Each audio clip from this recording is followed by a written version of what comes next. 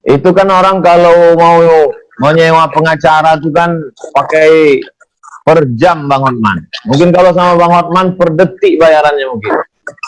Kemudian susah orang mau jumpa pejabat. Jadi ketika abang kasih fasilitas begitu, kemudian saya tengok abang begitu langsung ada masalah, abang bilang, Pak Menteri, para pejabat, tolong ini masalah. Terus abang ngomong gitu, ada rasa takut nggak? Ada cemasnya? Sebagian besar berhasil. Sebagian besar berhasil.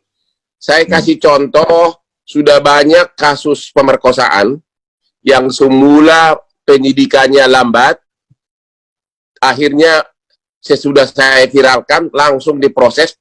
Bahkan baru 2 minggu lalu ada seorang ibu datang nangis-nangis karena putrinya yang masih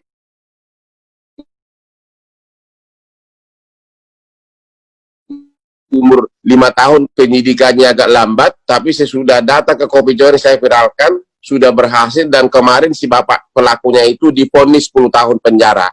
Sama juga di daerah Priok, pernah umur gadis 14 tahun, diperkosa sampai dikali oleh seniornya di Pramuka, dan dia tidak berani mengadu. Sesudah saya viralkan, akhirnya si pelaku itu sudah divonis 9 tahun penjara. Jadi sebagian besar berhasil, kecuali lawannya terlalu kuat, lobinya kuat, ya memang nggak berhasil gitu. Tapi kalau memang kalau memang hanya karena kurang perhatian dari aparat, bukan karena lobby yang kuat, hampir semua berhasil dari Kopi Joni. Apa sebetulnya yang abang rasakan? Apa yang abang cari lewat itu? Kalau untuk duit sudah ada, untuk populer sudah terkenal, untuk follower sudah berlebih-lebih. Apa yang abang cari? Apa yang abang rasakan melalui menolong orang kesulitan di Kopi Joni? Motivasinya sama sekali tidak ada niat untuk terkenal, karena saya sudah super terkenal. Motivasi saya semula berkantor di Sudirman. Saya 22 tahun berkantor di Sudirman. Cuma karena ada pembangunan kereta api bawah tanah, akhirnya saya pindah kantor saya ke Kelapa Gading. Jadi cuma 5 menit dari kantor saya ke rumah saya. Karena waktu paginya banyak waktu, biasanya kan ke Sudirman itu macet. Sekarang kantor saya sudah dekat rumah, maka pagi itu saya ada waktu ke suatu warung pinggir jalan namanya Kopi Joni. Ya. Saya suka ngopi, dan rekan-rekan artis selebriti yang biasanya selebriti itu kan walaupun tampang selebriti kan, tapi sebagian besar nggak sanggup bayar pengacara. Jadi pada datang ke sana gratis, ya. Otomatis wartawan juga datang, ya. Meluas. Akhirnya, jadi sama sekali tidak ada maksud untuk popularitas, karena biasanya orang mula-mula lulus fakultas hukum, dia kerja di LBH seolah-olah pahlawan masyarakat, tapi sebenarnya karena dia belum dapat pekerjaan. Kalau saya udah 36 tahun jadi lawyer sukses, tapi karena melihat betapa banyaknya demand permintaan seperti itu, kadang-kadang rakyat itu hanya curhat aja, hatinya sudah tenang. Akhirnya minggu saya layani. Cuma gara-gara Kopi Joni ini udah 3 bulan nggak bisa ketemu lagi. Gara-gara corona. Seandainya nggak lockdown nih Bang Lukman, Bang Hotman, seandainya normal nih suasana, saya yakin nih Bang Hotman, saya yakin mungkin Pak Novel Baswedan mungkin datang juga ke Kopi Joni. Pasti dia nanya, Bang Hotman, kok bisa orang menyiram nggak sengaja? Kira-kira gimana tuh Bang? Saya nggak paham secara hukum. Ya, itu banyak pertanyaan. Tapi karena saya kebetulan tidak terlalu mendalami kasusnya, tapi memang di IG saya sudah ribuan orang mempertanyakan itu. Dan diminta memberikan komentar. Cuma karena masih proses persidangan, saya belum bisa komentar. Tapi di antara yang sulit untuk saya yang bodoh masalah hukum konvensional nih Bang Hotman, yang sulit saya percaya untuk itu nggak sengaja itu bangun pagi itu kan payah Bang Hotman. Masa iya bangun pagi membeli air kerasnya lagi kan? Nah itu, tapi karena Bang Hotman belum mendalami, saya nggak bisa juga maksa Bang Hotman. Saya ada pertanyaan Pak Ustadz yang mau saya tanya.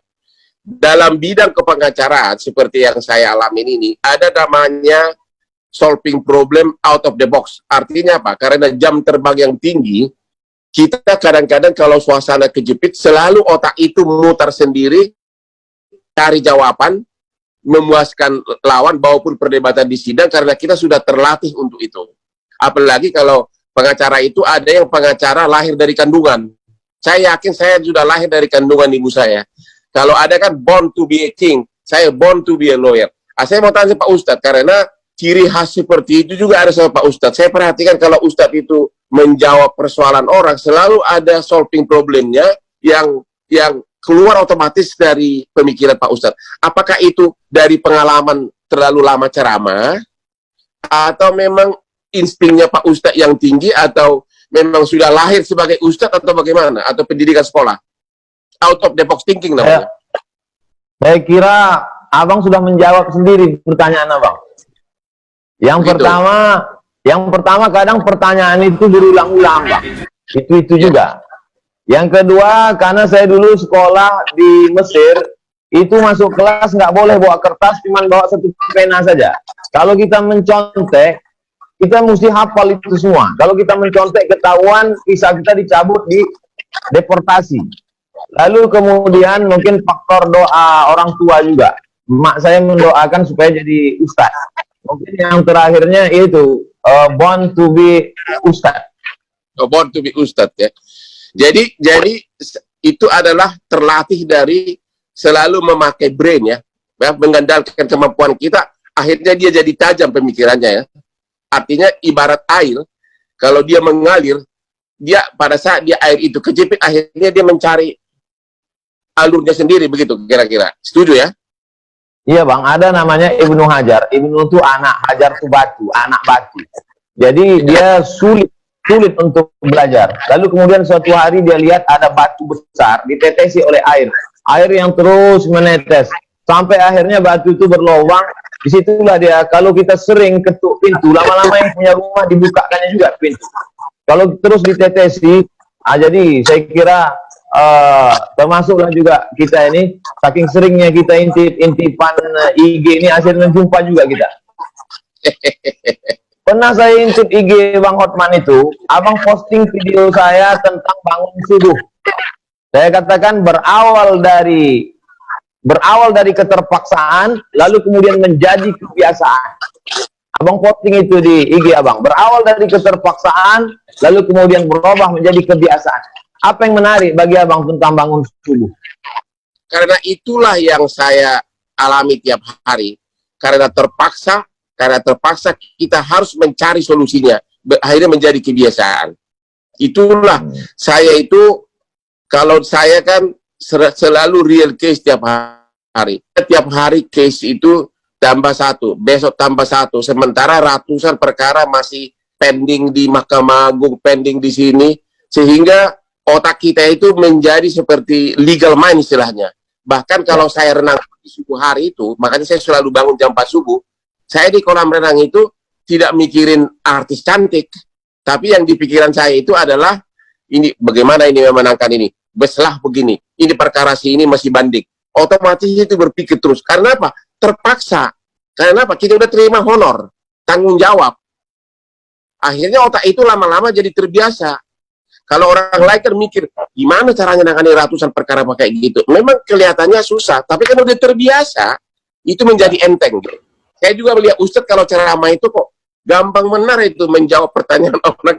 Jawabnya selalu, istilahnya bahasa Inggrisnya itu plain language. Bahasa yang sederhana tapi menggigit gitu loh. Oh. Ada satu video saya lagi Abang posting terkait tentang buaya darat. Itu yang mau saya tanya. Saya memperkenalkan ada 4 jenis buaya. Satu buaya benaran. Satu buaya cinta. Yaitu buaya cinta adalah orang yang sudah punya keluarga, punya istri, tapi punya pacar di luar, tapi tetap tanggung jawab kepada istri dan anak nomor 1. Yang ketiga buaya darat. Buaya darat ini adalah orang yang punya istri tapi juga punya pacar-pacar di luar dan kawin terus gitu loh. Satu lagi, tapi dia masih memperhatikan anak istri. Yang terakhir adalah buaya jahanam, yaitu punya istri, nikah, dan anak istrinya dibuang. Menurut Pak Ustadz, dari buaya asli kan buaya yang hidup di laut. Dari buaya cinta, buaya darat, buaya jahanam, ada nggak satu yang buaya cinta masih bisa dibenarkan nggak? Secara agama maupun secara moral.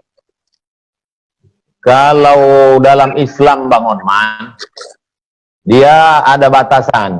Jadi ada emergency door, ada emergency door. Jadi macam kita naik pesawat itu, kata si pramugari, ladies and gentlemen, ini ada pintu keluar, pintu masuk, satu ini saja. Tapi kalau pesawat ini nanti meletup, masuk jurang, ini pintu kiri bisa kau buka, kata dia. Itulah dia poligami ya, gitu. Jadi selama dia pernikahan resmi, kemudian sekarang diikat oleh aturan negara, ada izin istri pertama yang disahkan ke pengadilan, itu banyak yang udah saya ajarkan, tapi saya belum mengamalkannya. Nah itu, jadi masih dibenarkan. Kalau dia diakui secara hukum negara dan agama. Begitu Bang Otman. Tapi apa itu bisa bersifat adil kalau misalnya istri yang kedua itu adalah wanita artis umur 21 yang sangat mulus? Pasti pemikiran si suami kan pengen ke sana melulu daripada istri pertama. Bagaimana itu Pak Ustadz mengatasinya? Makanya diikat dia Bang. Diikat harus ada izin istri pertama. Selama tidak ada izin istri pertama tidak akan bisa. Macam mana dia bisa ditangkap polisi dia? Kecuali dia punya duit banyak menyewa pengacara Bang Hotman. Atau ke Kopi Joni. Begitu ya. Bang Hotman, pertemuan kita ini kan banyak yang suka, banyak yang tidak. Bang Hotman punya lovers, banyak sekali.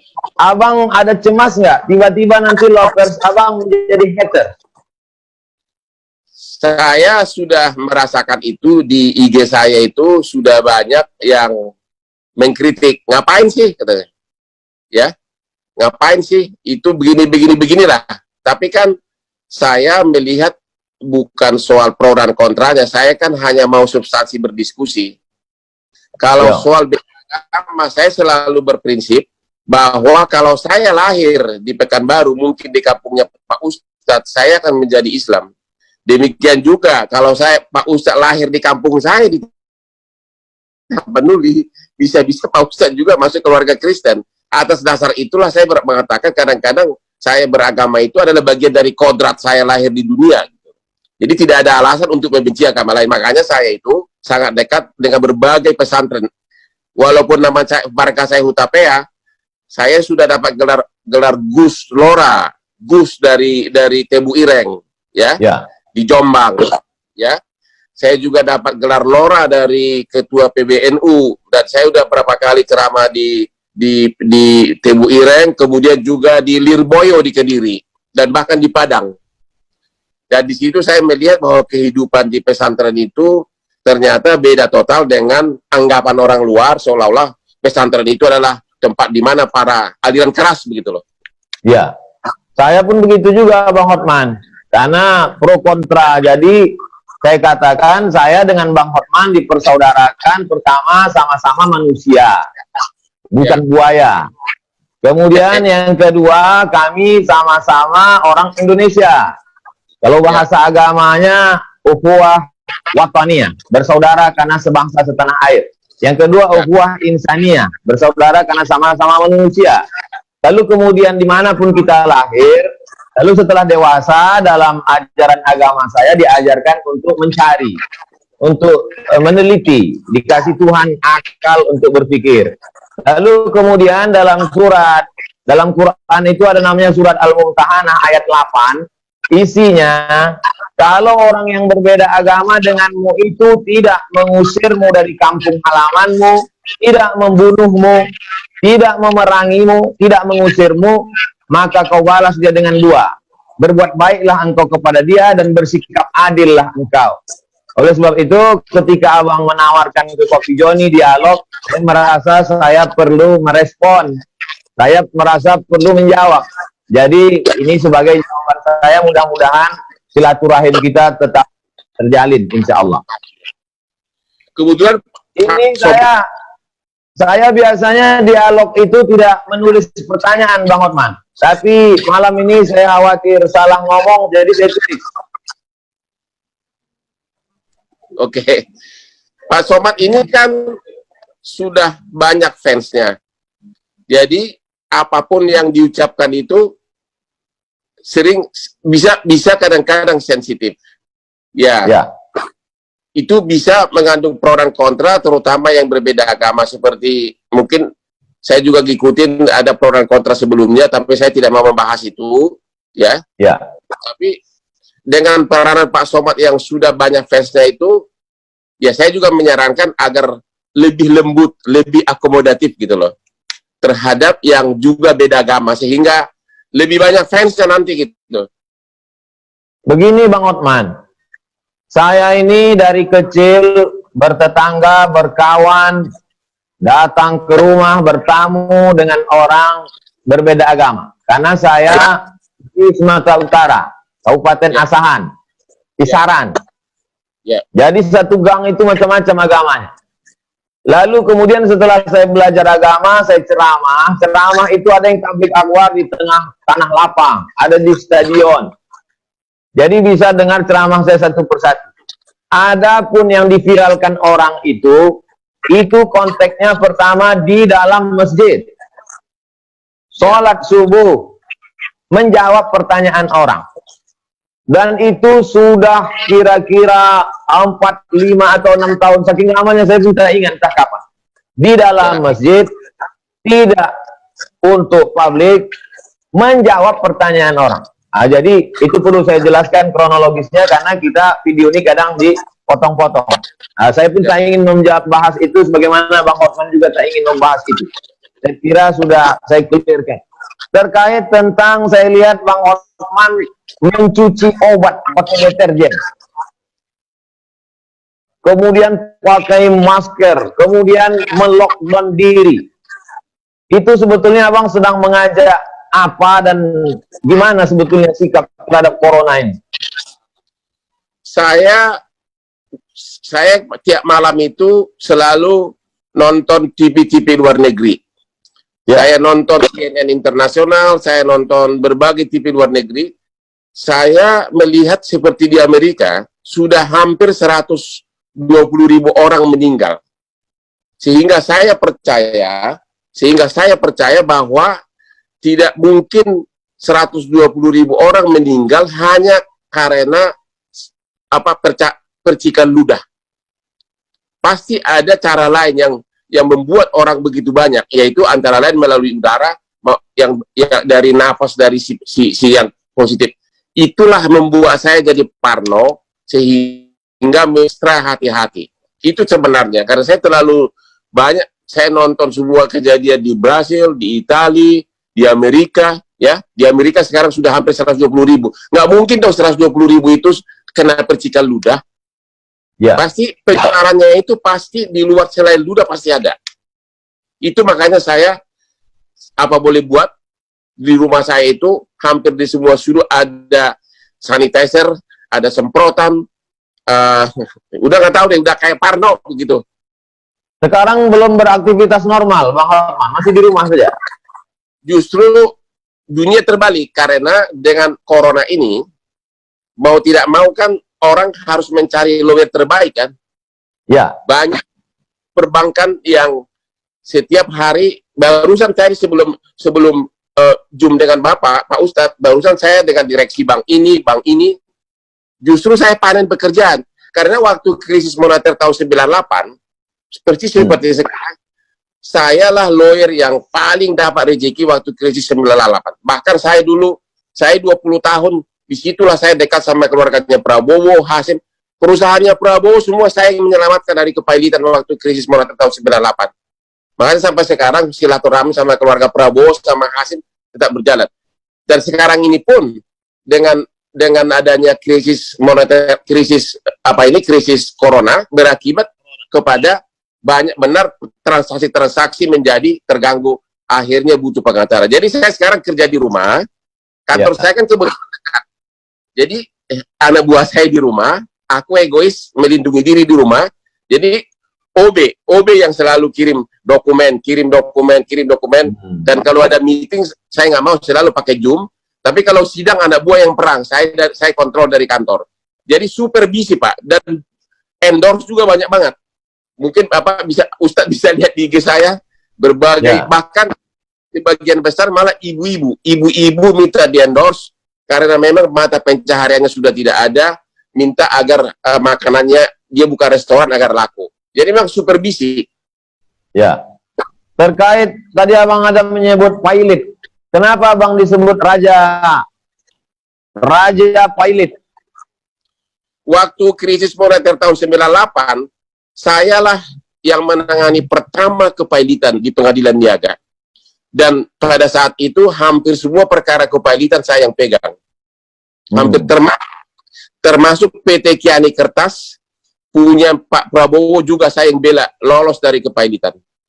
Itu di situ saya dapat ratusan miliar rupiah. Ya, ratusan miliar rupiah. Karena memang waktu itu kan dolar hampir 20.000. Ya, jadi susah. Dan ini pun dengan corona ini bakal menggila di perkara. Tapi belum sekarang. Orang-orang debitur, para konglomerat masih sebagian besar masih sembunyi di Singapura. Nanti begitu pun mulailah terjadi perkara karena banyak kontrak yang terputus. Saya panen lagi begitu. Artinya apa? Kualitas akan selalu dicari orang. Saya 20 tahun, Pak, join sama Dr. Nono Anwar Makarim, Harvard Group. Bapaknya Nadiem Makarim, yang Menteri Pendidikan. Dulu Nadiem Makarim ini anak kecil waktu saya sudah join sama bapaknya. Saya 20 tahun di Makarim Taira International Firm. Saya 4 tahun di Australia dengan pengacaranya 700 orang. Seperti yang saya bilang tadi, itulah yang membuat saya menjadi out of the box. Apapun persoalan hukum bisnis, otomatis dari otak saya itu dalam bahasa Inggris sudah otomatis lancar. Akhirnya dalam musim corona ini, akhirnya orang akan mencari. Orang akan selalu mencari kualitas. Kira-kira begitu. Sombong dikit boleh Pak Ustadz ya? Australia, Bang Lukman. Bang Hotman, Australia. Berapa orang lagu Boti yang sampai ke Sydney? Kau tahu lagu Boti, Bos? Lagu Boti kampung halamanku. Berapa orang lagu Boti yang sampai ke Sydney?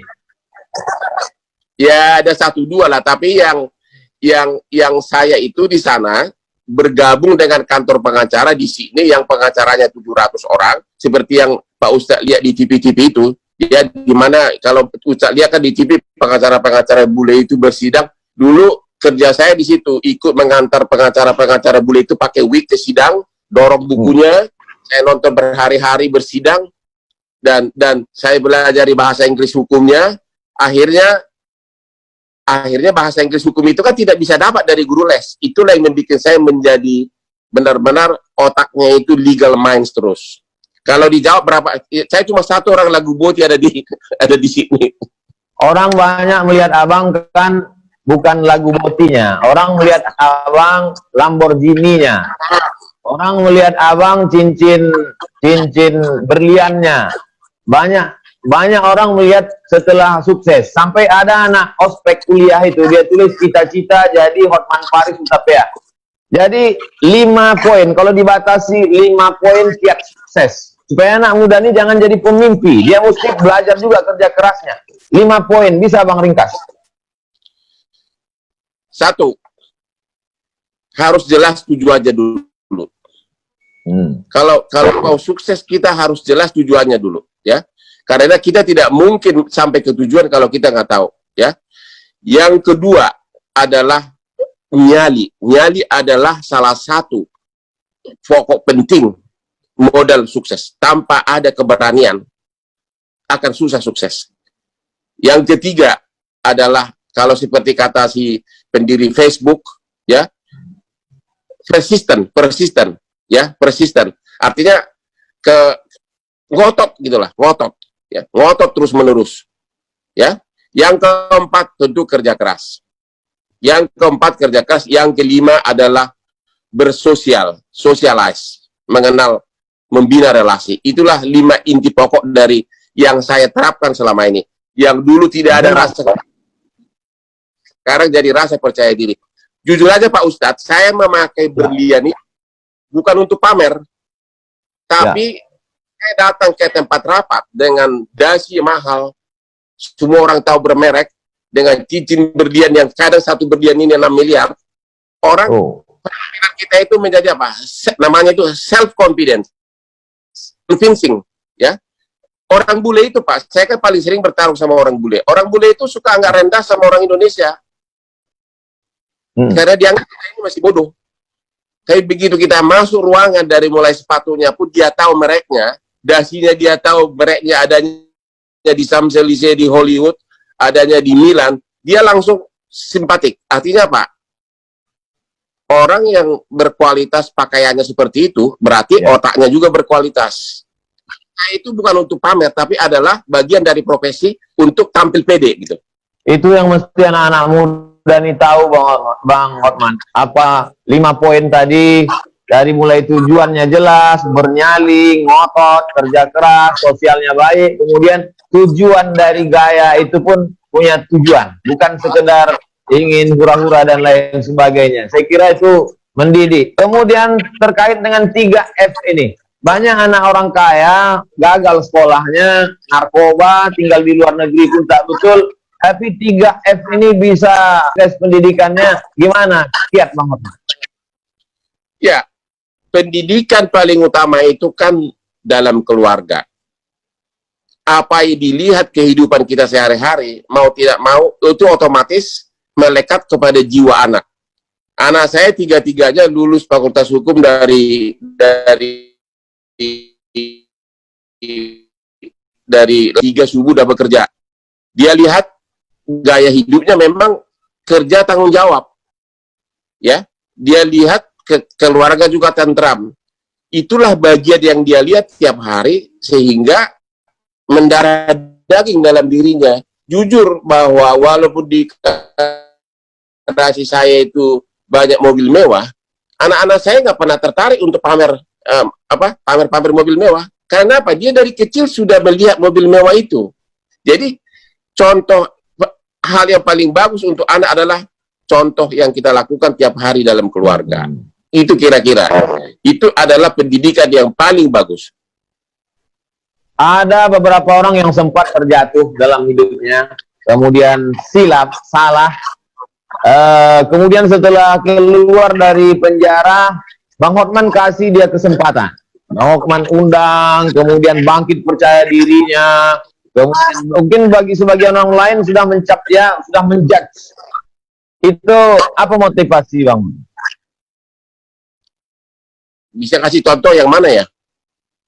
Ada beberapa, saya tak bisa sebut nama, nanti jadi infotainment. Ya bagi saya bahwa manusia kan bisa berubah, ya. Masa lalunya itu tidak perlu kita persoalkan, tapi kalau kita sudah yakin bahwa kepribadiannya bisa berubah, ya kenapa tidak? Kadang-kadang justru orang yang, terutama kalau dia intelektual, kalau dia masuk penjara, justru orang kayak gitu yang bisa lebih dipercaya karena dia tidak mau lagi melakukan hal yang sama 2 kali. Ada banyak kasus Bang Hotman, dari mulai Nazarudin sampai JIS. Di antara semua kasus itu apa yang paling berkesan? Oke. Yang paling berkesan dalam hidupku adalah waktu krisis moneter tahun 98, waktu itu masih Presiden Soeharto, di mana saya ditunjuk oleh Bambang Triatmojo. Waktu itu IMF menutup 16 bank. Ya, IMF menutup 16 bank. Di situ saya 2 minggu duduk tiap hari dengan Bambang Triatmojo, anak sulungnya Presiden, sebagai pengacaranya. Saya bersama-sama dengan Adnan Buyung, Oce Kaligis. Di situ saya benar-benar merasa berarti apa? Anak orang kampung menjadi penasehat dari anak presiden. Dan saya ingat persis waktu itu, pernah Bambang Triatmojo meminjam buku saya. Buru-buru dia lari-lari. Kenapa? Bapak minta katanya. Pasal berapa katanya. Jadi dia pinjam, terus dibawa lari-lari ke istana. Itu sangat berkesan. Kalau mengenai kasus-kasus, kalau kasus bisnis di Indonesia ini hampir semuanya keluar presidennya melalui kantor saya. Banyak benar kasus-kasus raksasa yang saya pegang dengan ide-ide out of the box bisa menang. Saya kasih contoh, saya pernah memenangkan perkara kepailitan di mana seorang kreditur saya kalahkan, tagihannya $1 miliar. Tapi jaminannya adalah tambang di perut bumi. Pertanyaannya adalah, boleh nggak swasta menjaminkan kekayaan di perut bumi? Waktu itu kasusnya saya menang melawan puluhan pengacara bule hanya dengan pelajaran kita waktu SD. Pasal 33 Undang-Undang Dasar 45 bahwa bumi, kekayaan dalam negara di perut bumi adalah milik negara. Jadi saya dalilkan bagaimana kau bisa menjaminkan batu bara di perut bumi, berarti jaminan kamu catat, dan itu menang, dan waktu itu menggoncang seluruh dunia karena $1 miliar. Saya masih ingat krediturnya adalah Bank Standard Chartered Bank. Dan itu hanya satu dari puluhan kasus-kasus yang saya pegang. Out of the box, udah kejepit, tiba-tiba boom keluar gitu. Kita bisa sampai jam 10, Bang Hotman. Bisa, terserah Pak Ustadz. Aku mau tanya nih Pak Ustadz. Dengan krisis corona ini, ya, kita sadar bahwa hidup itu sangat singkat. Sementara kita sibuk terus mencari uang. Kadang-kadang banyak orang meninggal ya pada saat dia mencari uang, uangnya pun tidak dinikmati. Saya ini sudah lama pengen pensiun, tapi mental saya tidak siap. Karena apa? Setiap saya mau istirahat, ada perkara baru, honornya 2 miliar. Ada perkara ini, honornya 3 miliar. Akhirnya nggak jadi pensiun. Pertanyaan saya kepada Pak Ustadz, apa yang harus saya yakini agar orang itu rela meninggalkan duniawi dan benar-benar bahagia hidup menikmati dirinya? Kalau yang saya yakini, Bang Hotman, ya, bahwa pesan Nabi Muhammad, kalaupun kau punya 1 lembah dari emas, kau akan minta 1 lembah lagi, katanya. Jadi ada gunung, di bawahnya emas semua, itu kau akan minta 1 lagi sampai mulutmu disumbat panah. Jadi nggak ada pernah puasnya, terus kurang. Macam orang haus minum air laut, kurang. Jadi sebenarnya kepuasan itu ada ketika kita memberi. Makanya ada buku The Miracle of Giving. Jadi ketika dia memberi, dan saya lihat itu ada pada Bang Hotman, ketika Abang memberi beras, memberi sembako, saya kira Abang sudah menikmati itu. Jadi ketika memberi itu diperbanyak, orang akan menemukan kebahagiaan. Kebahagiaan yang tidak semu. Karena ada kebahagiaan ketika kita dapat, dia kemudian kering.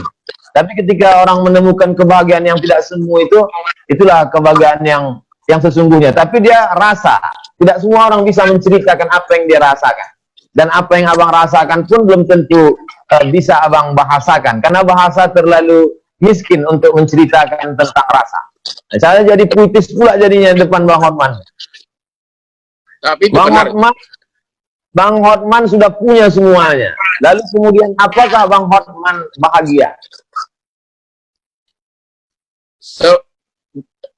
Gimana jawabannya? Belum bahagia. Karena itu tadi, mau pensiun ragu-ragu. Mau pensiun ragu-ragu. Begitu mulai kerja lagi, pusing lagi pemikiran. Ikut lagi terjun kepada masalah. Sehingga never ending story. Itulah yang mau saya tanya. Bagaimana meng-cut off, ya udah that's enough. Tapi susah. Anak saya 3, semuanya pengacara muda. Saya perlu bimbing juga. Karena pengacara itu tanpa jam terbang, tanpa benar-benar bekerja nanganin kasus, susah menjadi ahli. Orang boleh bergelar profesor doktor, tapi belum tentu bisa bikin surat kuasa, belum tentu bikin surat gugatan. The only way adalah dengan jam terbang yang tinggi. Itulah yang saya nggak bisa tinggalin. Tapi bahagianya ya semu.